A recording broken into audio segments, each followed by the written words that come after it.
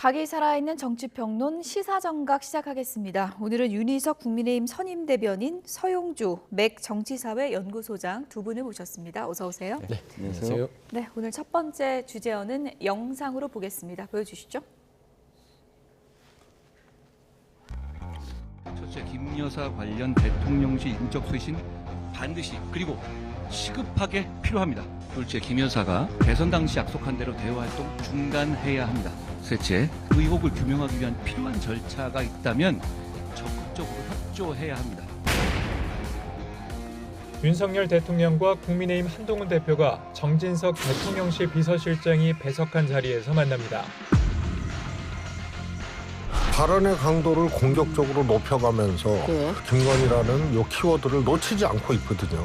한동훈은 김건희가 죽어야 한동훈이 살고 국민의힘이 산다. 이건 김건희 여사를 약점 삼아서 인질로 삼아서 대통령을 압박하겠다는 것밖에 안 되는 것 아니냐. 본인의 무능을 면피하기 위한 수단으로 또 김건희 여사를 이용하고 있다고 생각합니다. 그건 김건희 여사 관련 일들로 모든 정치 이슈가 덮이는 것이 반복되면서 개혁 추진들이 국민의 호응을 얻지 못하고 있습니다. 반드시 해소해야 합니다. 이번 회동이 당정 관계의 분수령이 될 거란 게 여권 내 중론인데 동시에 빈손회동으로 끝날 경우 여권 공멸로 이어질 수 있다는 우려도 커지고 있습니다. 이거 결혼의 수순이 아니에요. 이혼의 수순이죠. 어떻게 이렇게 발언을 해요? 이게 지금 마지막 기회입니다. 마지막 기회입니다. 네. 독대인지 면담인지가. 마지막이라고 보세요? 예.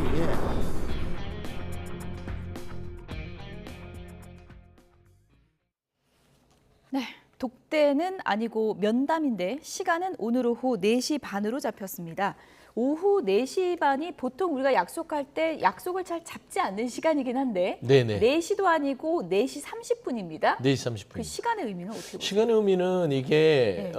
본래 사람들이 이제 그 미팅을 할 때, 예. 남녀간의 미팅을 할 때 4시 반에 해놓고 나서 예를 들어 마음에 들면 저녁까지 먹는 것이고 예. 마음에 안 들면 저녁을 안 먹고 끝내는 것이죠. 아, 그렇군요. 저는 그 4시 반이 그런 4시 반을 염두에 두지 않았을까라고 생각을 하는데 시당초 독대에서 면담으로 바뀔 때부터 좀 기류가 대통령과 한동훈 대표, 집권여당 대표인 한동훈 대표와 좀 별로 그렇게 썩 유쾌한 만남은 아니구나 지금 현재라고 봤을 때는 일단 한동훈 대표의 태도를 보는 것 같아요. 4시 반에 만나서 차 한 잔 마셔보고 한동훈 대표가 윤석열 대통령의 말에 대해서 고분고분 그냥 나의 말을 따라준다면 예. 한동훈 대표 식사나 좀 하고 가지 라고 할 수 있는 그러면 저녁은 좀 준비해 둘 거라고 보십니까? 아니 미리? 저녁 약속이 대통령이 있다 손 치더라도 예. 한동훈 대표가 집권여당 대표이고 예. 뭐 같이 식사를 할 정도의 예. 시간별로는 대통령이 결정할 수 있지 않을까 하는데 식사는 안 하실 것 같아요. 아, 식사는 안 할 것 네, 같다. 한동훈 대표 앞서 예. 얘기한 거를 보면 아주 강한 의지를 보였기 때문에 예. 여기서 뭐 식사까지 하고 오는 예. 모습을 보이면 한동훈 대표가 손해죠. 4시 반에 만나서 1시간만 얘기해도 보통 저녁 먹을 시간이 되는 거잖아요. 네. 저녁까지 먹는 것을 좀 열어둔 시간이라고 보십니까? 아니면 그냥 간단히 보고 헤어지기 위한 시간이라고 보십니까? 뭐 해석하기에 따라 다른데요. 예. 일단 대통령실에서 만찬 일정이 오늘 또 따로 있다고 해요. 아, 그렇습니까? 그런 다른 걸로 일정이 있는 보면, 거예요? 예, 아, 오늘 그렇게 예. 저녁까지 같이 하실 만한 상황은 아닌 걸로 보이고 그렇군요. 다만 면담이라고 해도 시간이 좀 길어져서 음. 그 만찬 일정이 좀 뒤로 갈 수 있는 상황이 있었으면 좋겠습니다. 그 만찬 시간은 공개가 안 됐습니까? 예, 그건 제가 알지 예. 못합니다. 뒤에 만찬까지 있으면 별로 이제 길어질 것 같지는 않은 그런 상황일 것 같긴 한데요. 어떻게 그러니까 보세요? 만찬 예. 일정이 있다고 하셔서 예. 저는 제가 기자라면 그 만찬을 누구를 만나는지를 취재할 것 같아요. 그러니까 저도 그러면 한동훈 궁금하네요. 그렇죠. 한동훈 예. 대표 이제 비교가 되는 거거든요. 집권여당 대표와 독대를 하겠다고 아주 오랫동안 그러니까 10월 16일 재보궐이후에 만나겠다고 했으면 만찬의 시간을 고려했을 거 아닙니까? 근데 면담으로 빼고 만찬이 있다. 그러면은 제가 앞서 얘기했듯이 4시 반에 만나서 좀 마음에 맞으면 저녁까지 합시다 정도는 비워놔야 될 텐데 만찬 약속을 이미 잡으셨다면 그게 누굴까요?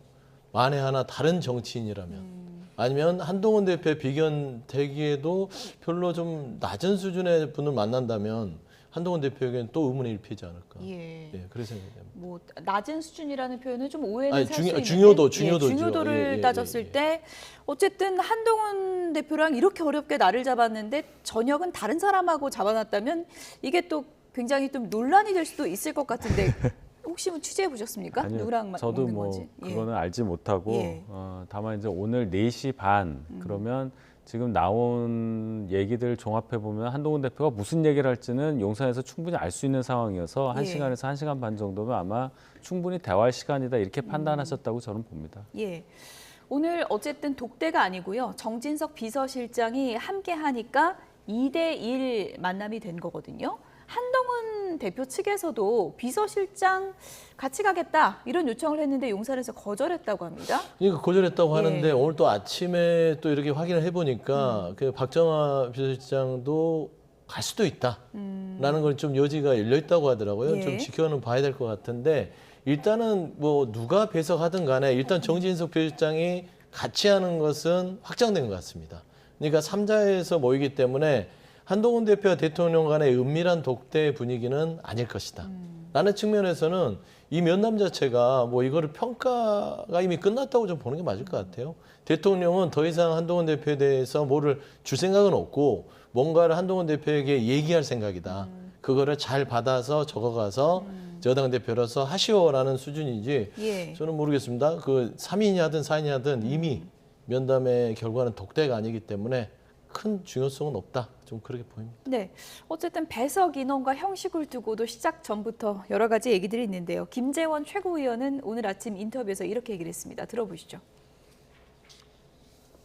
저는 거기다가 그 대통령께서 그 독대를 하면서 비서실장을 배석시키니까 그에 대해서 우리도 비서실장을 데리고 가겠다 이렇게 이야기한 것은 그건 사실 대통령을 국가원수 내지 우리 당이 배출한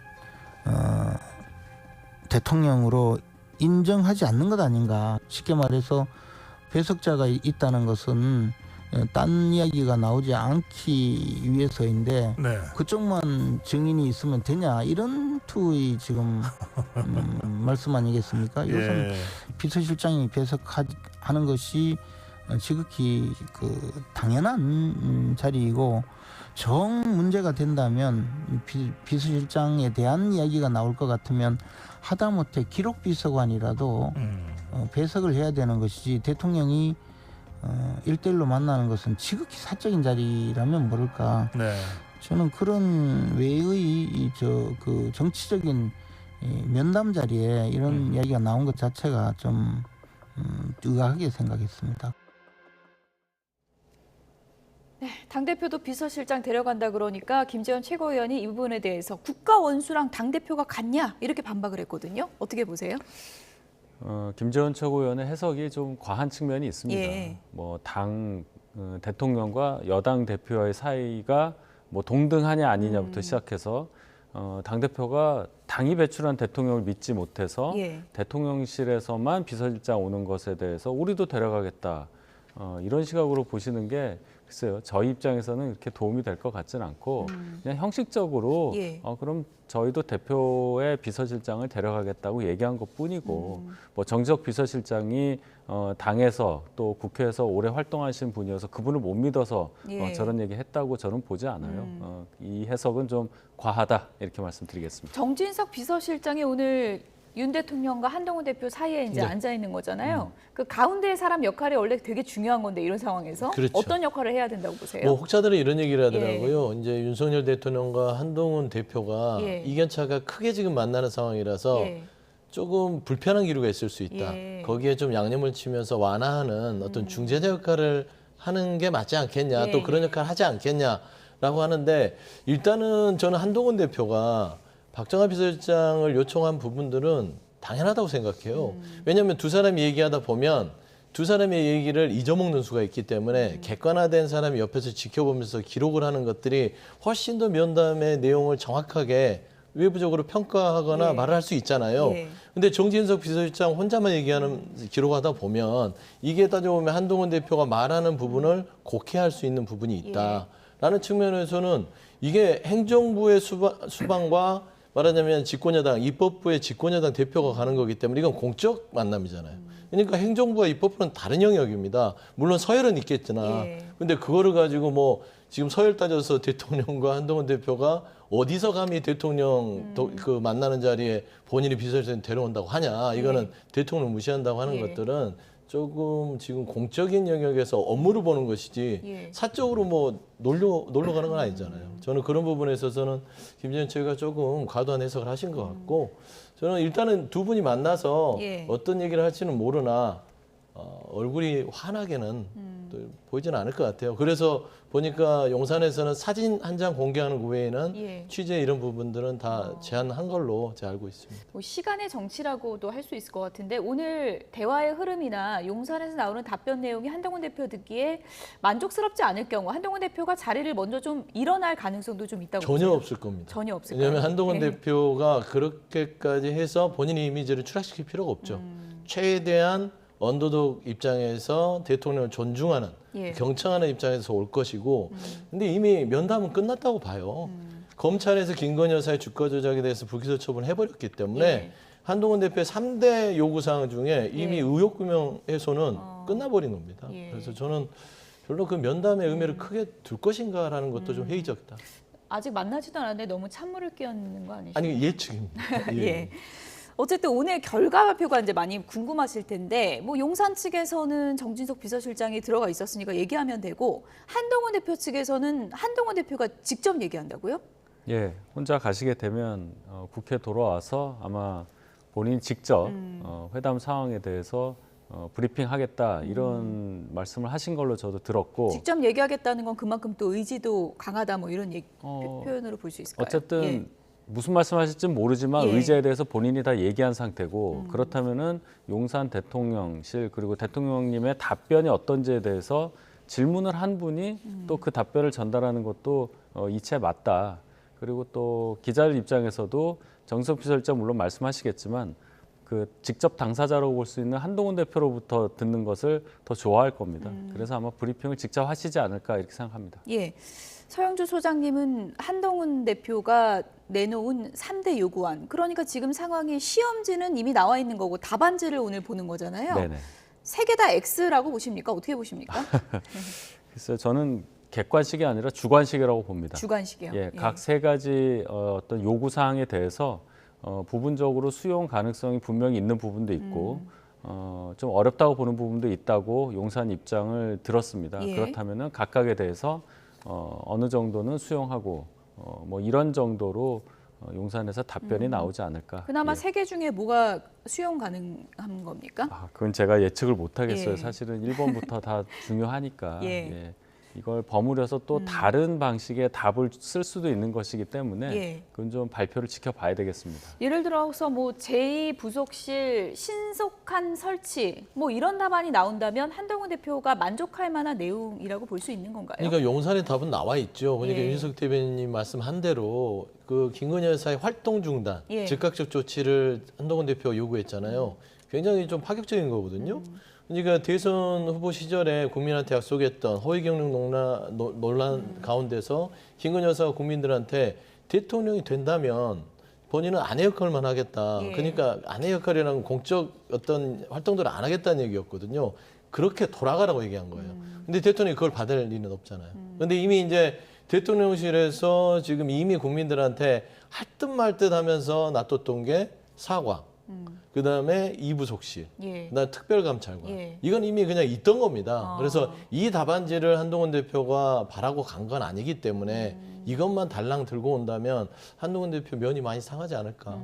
그렇게 좀 보여요. 근데 일각에선 이런 얘기도 있거든요. 제2부속실 설치는 그 영부인의 활동을 어떻게 보면은 좀 이렇게 뭐 컨트롤하는 그런 역할을 하는 건데 활동 전면 중단하고 제2부속실 설치는 좀 배치된다 이런 시각도 또 있더라고요. 그러니까 이제 중간 영역이겠죠. 과거는 있고 이제부터는 제대로 하겠다. 이게 대통령실 입장일 것이고 한동훈 대표가 지금 말하는 김건희 여사의 활동 중단은 김건희의 리스크는 그걸 가지고 해소되지 않겠다고 본인이 판단한 것이에요. 그래서 아까도 자료화면에 처음 얘기했듯이 집권여당 대표로서 어떤 개혁이라든지 정부에 대한 어떤 여러 가지 민생에 대한 해법을 내놓더라도 김건희 여사 리스크가 존재하는 한 이게 빛나지 않는다. 그래서 결국에는 처음 그대로 그냥 중단을 하는 것들이 결국에는 여당과 보수 정권과 윤석열 대통령을 살리는 길이다라고 얘기하는 것 같습니다.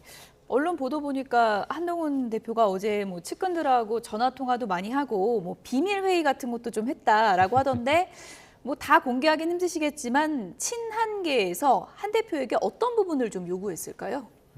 그 세 가지 요구사항 미리 말씀하신 것에 대해서 아마 충분히 잘 전달하라는 얘기를 많이 했을 겁니다. 그 중에서도 그 순서가 있지 않습니까? 1번, 2번, 3번 예. 이렇게 세 가지 중에 아마도 여사 공개 활동 부분도 있겠지만은 그 인사 쇄신 예. 그 부분에 많이 방점을 두고 얘기하신 분들이 좀 있었을 거라 이런 예측이 많고요.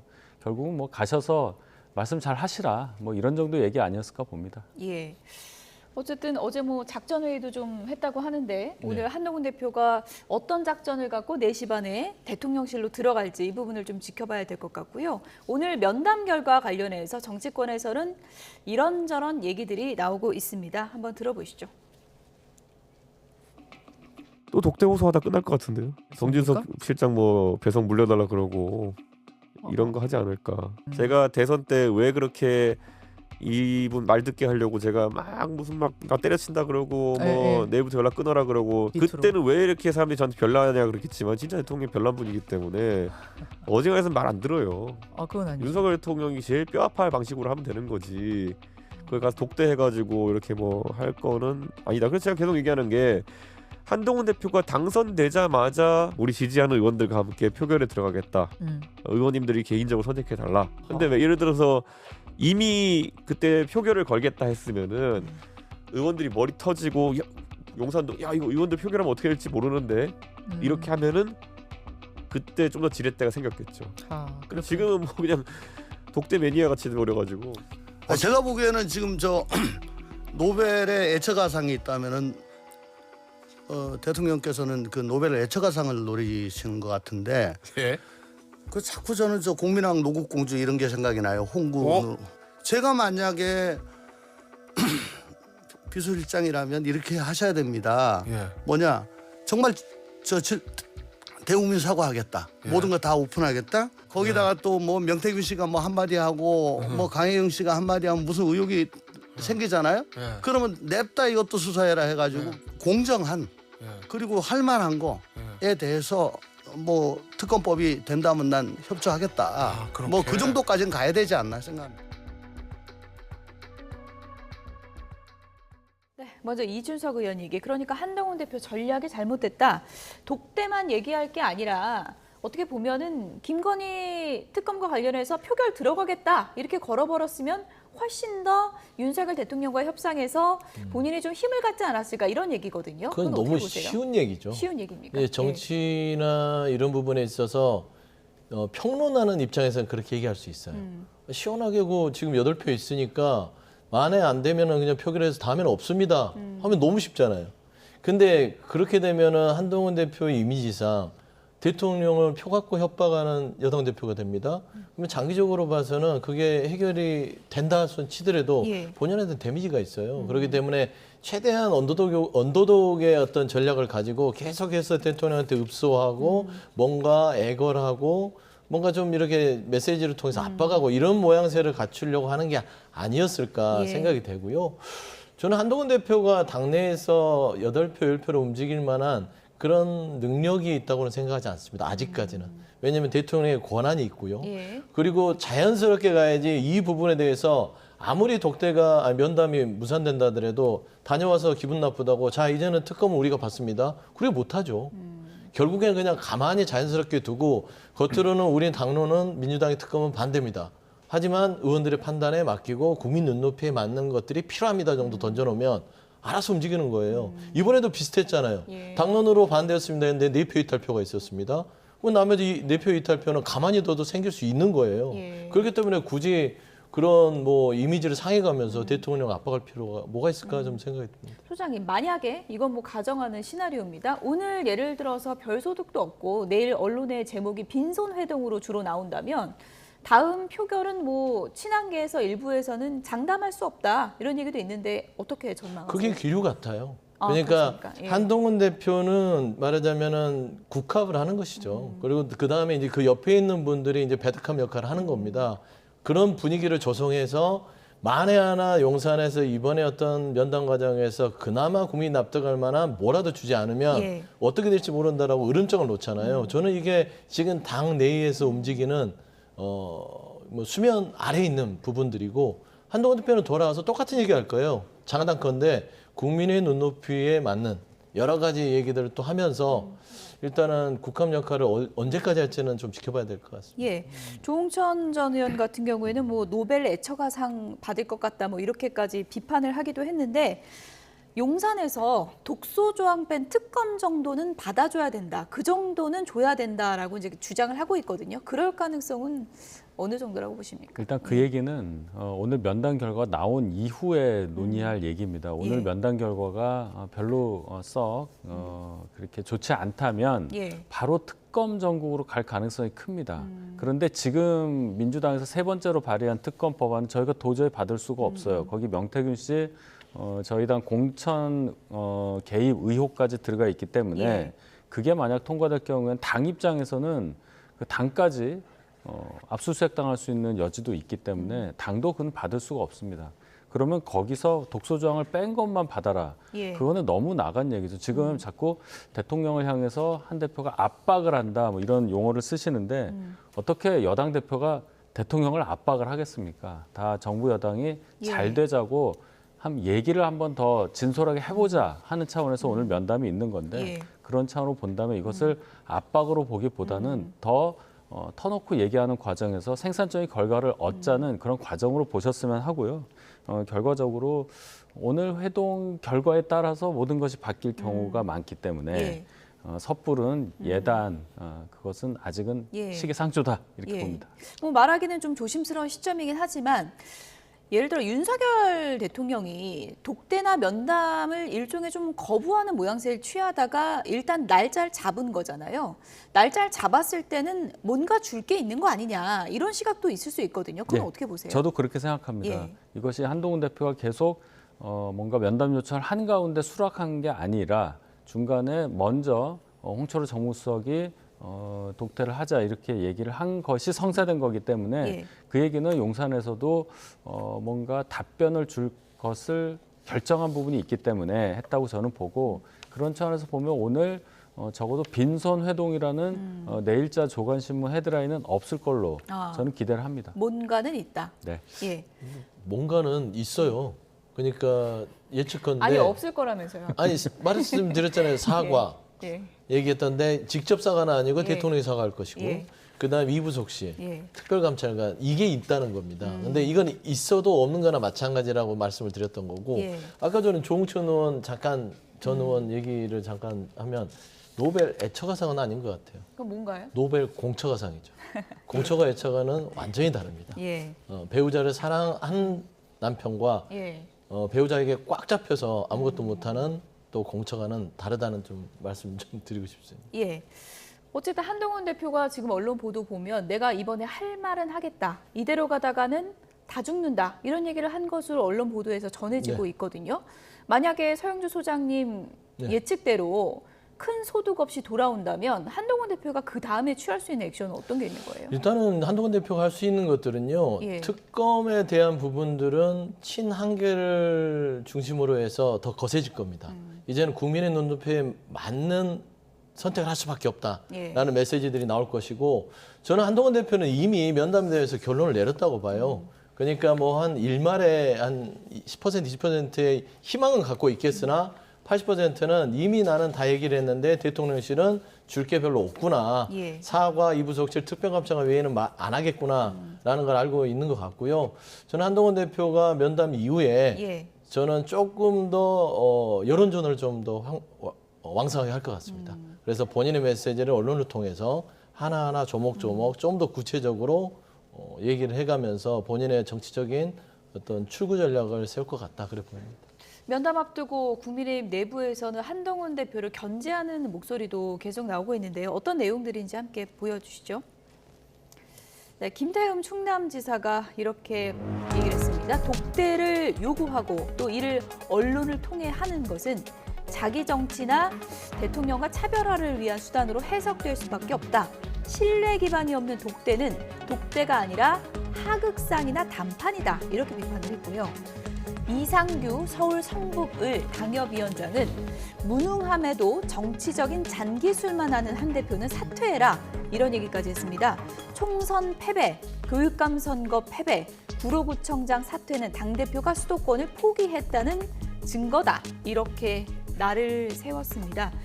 물론 뭐 당내에서 한동훈 대표를 이렇게 비판하는 세력이 뭐 어느 정도인지는 모르겠지만 예를 들어서 이번 면담의 결과가 좋지 않을 경우 당내 분열이 좀 빨라지는 게 아닌가? 이런 우려가 있을 수 있거든요. 저희가 분열하고 싶어도 할 수 없습니다. 왜요? 저희는 예. 의석수가 적은 가운데 정부를 이끌고 가야 할 책임을 갖고 있는 당이기 때문에 분열할 일은 전혀 없다. 다만 내부에서 여러 목소리는 나올 수 있겠죠. 근데 그 진단이 다 제가 볼 때는 논리적으로 맞지가 않아요. 김태훈 충남지사 말씀하신 그 부분은 충분히 이해는 하는데 적어도 재보궐 과정이 중간에 있었다는 것을 감안한다면 예. 한동훈 대표 발언 수위가 높을 수밖에 없었다. 이 말씀을 드립니다. 네, 윤석열 대통령과 한동훈 대표의 면담을 앞두고 민주당에서는 지금 여당에 대한 공세 수위를 더 높이고 있는 상황입니다. 민주당에서 어떤 얘기들이 나오고 있는지 그 얘기를 좀 해보도록 하겠습니다. 다음 주제요, 보여주시죠. 네, 민주당 장외로 나가겠다. 롱패딩까지 준비하겠다. 이런 얘기를 했습니다. 한겨울까지 가는 겁니까, 그러면? 이제 한겨울을 준비하는 거죠. 예. 지금 날도 오늘 추워졌고요. 그러다 보니까 롱패딩 준비하자고 하는 것 같은데 불행한 일입니다. 그러니까 이게 정치권 민주당이 뛰어드는 부분도 있겠지만 벌써 김건희 여사의 주가 조작 부분에 대해서 검찰이 무혐의를 내리면서 이게 도대체 이게 제대로 된 나라인가? 라는 얘기들이 많이 있고 지금 많은 국민들이 지금 광화문에 촛불을 들고 나가고 있는 실정입니다. 그러다 보니까 지금 민주당에서는 같이 동참을 해서 롱패딩 챙겨라라고 얘기하는 것 같은데 실상 보시면 김건희 여사의 문제 자체가 단순하게 뭐 명품백이나 주가 조작뿐이 아니라 온통 뭐 공천 개입부터 해서 국정에 대한 여러 가지 부분들에 있어서 걸림돌로 작용하고 있는 것이에요. 명태균 씨만 봐도 지금 김건희 여사의 공천 개입 논란으로 있어서 한 45일 동안을 명태균 씨와 용산에 있는 대통령 부부로만 그냥 다 접해버렸습니다. 지금 응급실 뺑뺑이 때문에 목숨을 잃는 국민들이 있는데 그런 데를 돌보고 있는 언론이라든지 주목이 되지 않고 있고요. 지금 안보 문제도 심각하고요. 민생 문제도 물가도 지금 심각합니다. 여러 가지의 민생이 국정이 마비돼 버렸어요. 이런 상황에서 보면 김건희 여사가 얼마만큼 지금 대한민국의 국정에 큰 걸림돌로 작용하고 있는지 부분에 있어서 이거를 왜 해소해 주지 않지? 이건 대통령이 해소해야 되거든요. 예. 이제는 대통령이 어떤 법치주의에 근거해서 본인의 배우자를 제대로 처리를 해주지 않으니까 정말 국민들이 이 추위에 롱패딩을 입고 나가는 지금 상황입니다. 그래서 그런 차원에서 민주당이 뭐 강력한 야당으로서의 투쟁의식을 보여주겠다라는 결의를 다졌다. 저는 그렇게 보시는 게 맞을 것 같습니다. 네, 이렇게 겨울 투쟁을 예고한 민주당의 목소리 그리고 국민의힘 목소리 같이 좀 들어보겠습니다. 윤석열 대통령이 또 김 여사 특검법에 대한 거부권을 행사한다면 국민적 저항에 직면하고 김건희, 윤석열 검찰 독재 정권의 공동 몰락의 속도는 더 빨라질 것이라는 점을 똑똑히 경고합니다. 민주당은 롱패딩을 준비할 것입니다. 11월 2일 토요일 김건희 규탄 범국민대회를 시작으로 김건희 정권에 대한 성남 민심을 확인시켜 드리겠습니다. 국민과 함께 위기의 민주주의를 지켜내겠습니다. 지금은 거대 야당이 광장에 입고 나갈 방탄용 롱패딩을 준비할 때가 아니라 우리 사회의 약자들을 두텁게 지원할 방한용 민생 정책을 국회 안에서 논의할 때입니다. 이 대표 방탄을 위해 쏟아붓는 정치 공세의 10분의 1만큼이라도 민생을 위해 고민하시기 바랍니다. 네, 이 집회가 이제 국감 끝나고 바로 시작하겠다는 건데 뭐 정기 집회로 가는 건지 간헐적으로 하는 건지는 아직 밝혀지진 않았는데 어쨌든 김건희 여사 문제에 더는 참지 않겠다, 여론전에 나서겠다 뭐 이런 분위기겠죠?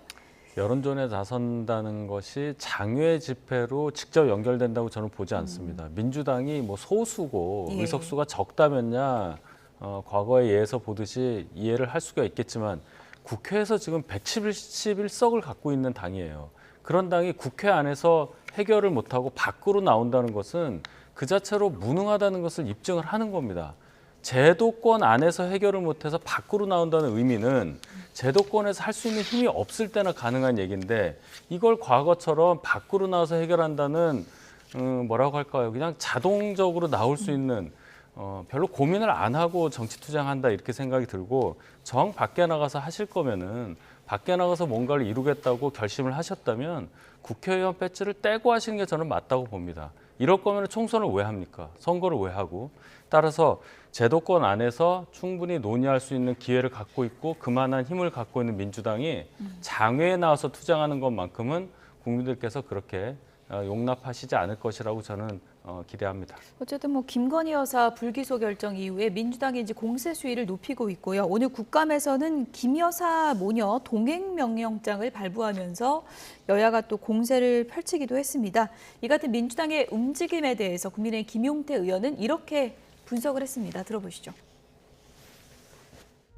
지금 민주당은 시간이 없습니다. 그러니까 이재명 대표의 재판이 이제 11월에 곧 나올 것이고 유죄 가능성이 민주당 내에서도 아마 높게 보시는 것 같아요. 그러다 보니까 최근에 그 여사와 관련돼서도 뭐 다음 달부터 장외 집회를 하겠다라고 말씀하시는 것을 보면 그건 사실상 여사 때문에 모이는 것이 아니라 법원 판결에 불복하려고 하는 것 아닌가 그런 빌드업 아닌가 생각이 들고요. 각종 특검법을 민주당 힘을 밀어붙였던 것 그 배경에는 최종적으로 11월에 있을 이재명 대표의 재판을 어떻게든 거기와 연결돼서 민주당이 총 공세를 펼쳤던 걸로 이해하고 있습니다. 네, 롱패딩 준비하고 밖으로 나가겠다는 이 시점이 공교롭게도 이재명 대표 1심 선고가 나오는 그 시기 아니냐. 네. 시점상 민주당의 전략이 그런 거다라고 김용태 의원이 지적을 하네요. 그러니까 그 전략이 그런 거를 만드는 게 국민의힘 아닌가요? 김건희 여사에 대해서 어떤 여러 가지의 의혹들과 그다음에 김건희 여사를 보호하는 윤석열 대통령을 공격을 하면 그냥 이재명 대표를 끄집고 나와요. 자동 반사입니다. 이재명 대표의 사법 리스크, 이재명 대표의 방탄용. 그냥 입에 그냥 습관처럼 얘기를 하는 거예요. 민주당은 그럴 의도도 없고 그럴 배경이 안 되잖아요. 보시면은 11월에 재판이 된다 하더라도 대법원까지 확정 판결 시간이 많습니다. 그렇지 않습니까? 1심으로 끝난 게 아니잖아요. 그래서 재판부의 시간은 돌아가기 때문에 롱패딩을 입는다 해서 그 재판이 멈추지 않아요. 그렇기 때문에 이 부분에 대해서는 좀 김용태 의원께서는 그냥 김건희 여사에 대한 이런 리스크를 맞대응 차원에서 이재명 대표의 방탄용이라고 하는 것인데 일단은 김건희 여사의 지금 현재의 특검 소용이라든지 규탄대 자체는요. 일단 이 산을 빨리 넘어야만 그 다음으로 그 민생이나 국정 운영에 갈 수 있겠다라는 그런 좀 여러 가지의 그 민주당 내의 전략적인 판단이 있는 것이에요. 거기에 이재명 대표 방탄 될런가 모르겠습니다. 이거는 별개의 문제로 봐야 되지 않냐. 뭐 이재명 대표는 재판부의 시간을 기다리는 입장이고 김건희 여사는 아예 그 재판부 앞에도 가지 못한 상황이기 때문에 과연 국민들이 봤을 때 이재명 대표의 사법부의 판단에 빨리 유죄를 선고해달라고 하는 여론이 높을지 김건희 여사는 왜 무혐의를 주는 거야라는 여론이 높을지는 결국에는 그 차이기 때문에 김용태 의원께서는 조금 그냥 과도한 해석이다. 좀 그렇게 보고 싶습니다. 김건희 여사 논란 관련해서 민주당이 장애 집회 카드까지 꺼내든 시점입니다. 다시 돌아가서 오늘 윤석열 대통령과 한동훈 대표의 면담에서 이 사항에 대한 이런 상황에 대한 어떤 해법이 나올지 좀 기다려 보도록 하겠습니다. 지금까지 윤희석 국민의힘 선임 대변인 서용주 맥 정치사회 연구소장 두 분이었습니다. 고맙습니다.